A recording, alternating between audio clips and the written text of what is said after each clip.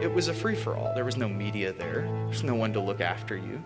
And the Marines took it upon themselves to shoot at, beat, rob, rape, kill whoever they wanted to. And that's being proposed on the news as like a few bad apples. This is a very isolated incident.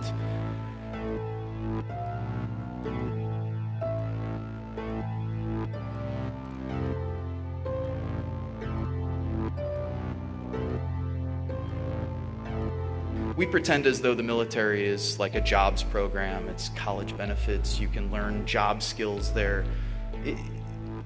Trying to shift the way people have thought about the military. At essence, what the military is, of course, is an institution for death and destruction. So what you're taking is 17, 18, 19-year-old kids. You're putting them through 13 weeks of boot camp training. You're putting them through 8 weeks of school of infantry training. And after those 20 weeks of training, people are ready to kill. And you're ready to kill on command. And that's what you're meant to do. You're meant to be a mindless machine. You follow orders.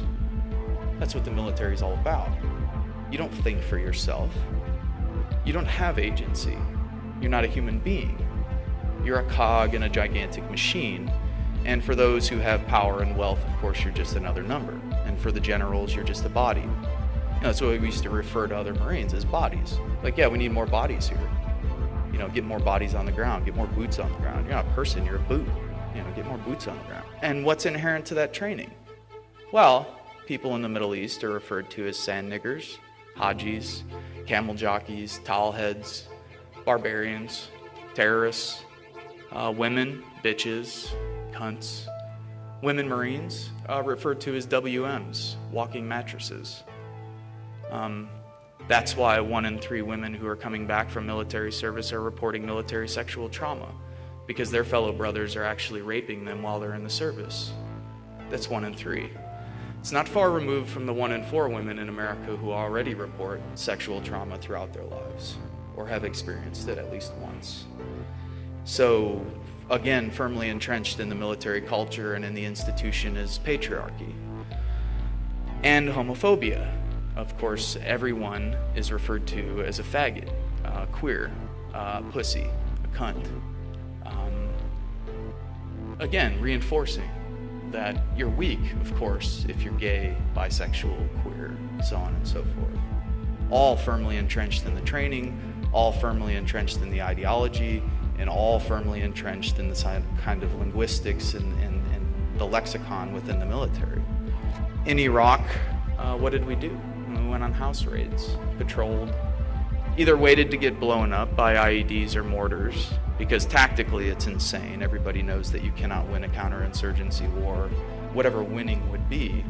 It's never happened. You can talk to the British who've been to Malaysia, you could talk to the French who've been to the Algiers, you could talk to the Americans and Australians and the rest who've been to Vietnam and Korea, and the Soviets in Afghanistan, and the United States in Afghanistan and Iraq, and every single time militarily have had their asses kicked, and rightfully so.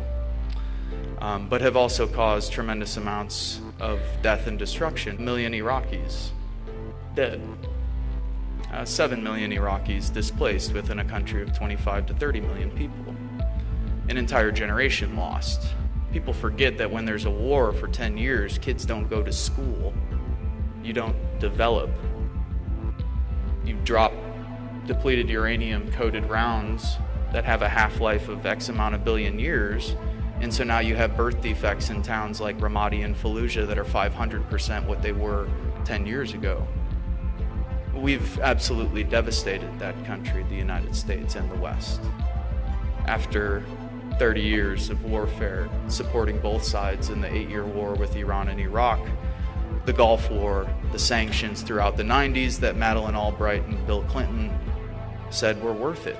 500,000 dead, women and children, Madeleine Albright on news, 10 o'clock news. Yeah, it's worth it, absolutely.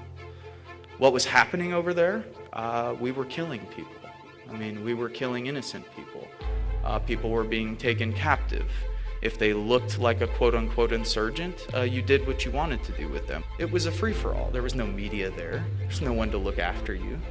And the Marines took it upon themselves to shoot at, beat, rob, rape, kill whoever they wanted to. And that's being proposed on the news as like a few bad apples. This is a very isolated incident. This, to me, is Western culture par excellence. This is exactly what this culture is built upon, and anyone, I think, who's telling anyone differently is absolutely insane, because we've robbed, beaten, raped, and tortured people from Vietnam to Southeast Asia to South America to Africa to the slaves that we brought over to the United States, and of course the indigenous people that we've genocidally murdered and displaced.